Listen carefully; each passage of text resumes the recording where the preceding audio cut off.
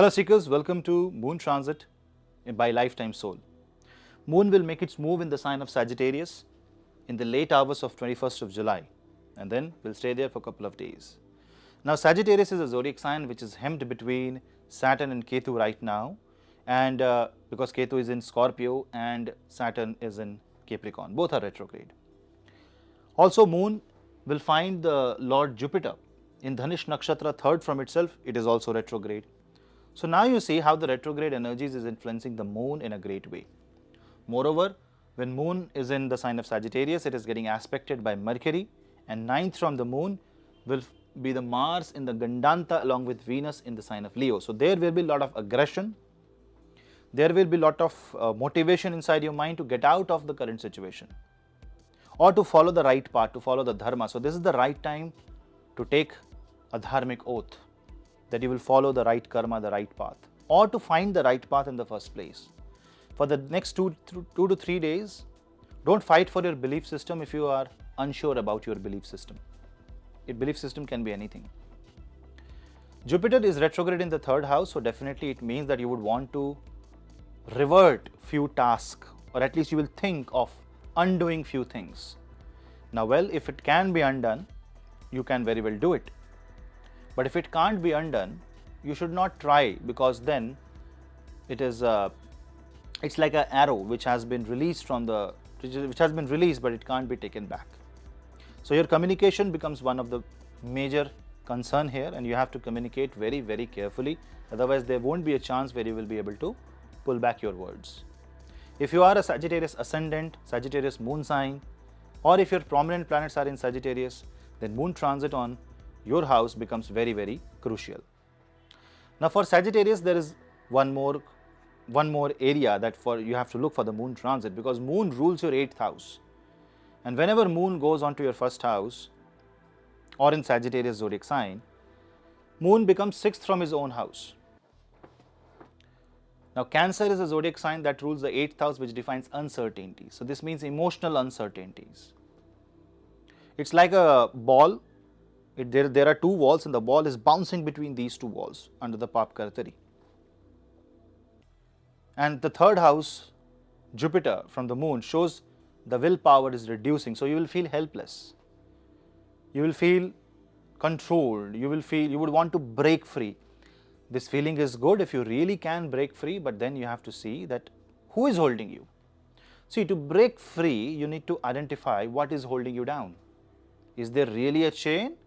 Or is this just a mental capacity? It is just inside your mind. People will talk technically to you. People will become very, very methodical, calculative.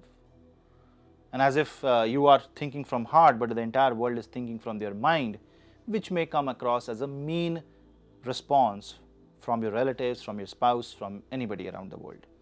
Don't give reaction to those mean, because they may be correct on their end. You are thinking because of a blocked mentality. Maybe they don't have that mentality. They are free to think. Also, Rahu is going to be 6th from the moon. So you will have this imaginary enmities coming up. You will think more about your negative areas of life, and you will feel more tragic and dramatic.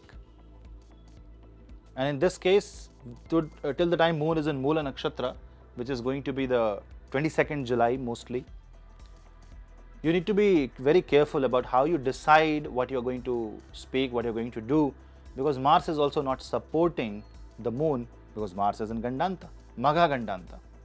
So the best thing to do at this point of time is just be creative,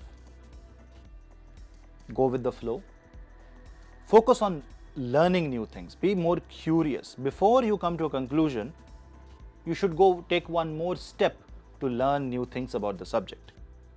Good thing to upgrade, good time to upgrade, good time to enroll into a course. Not a good time to think about finances because your mind is already trapped. But if you want to secure your finances, this is the best time, because then you will look about the limits where your mind can move.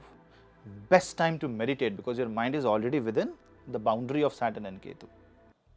This is the best time to chant a mantra or do some mantra siddhi for the next 2 days. And if you can chant Chandra mantra, Chandra Bij mantra, Om Shram Shrim Shram Sah Chandramase Namah, or simply Om Som Somaya Namah. Do this chanting 11 malas every day. That means 11 into 108 times every day. The time seems big, but just for 2 to 3 days if you can do, you will see that if you have a malefic moon, that will come down. Malefic nature of the moon will reduce and the benefic nature will increase. You will feel good. But then when you are putting some efforts, you have to see what kind of efforts you are putting. It should not be an effort that is causing harm to others.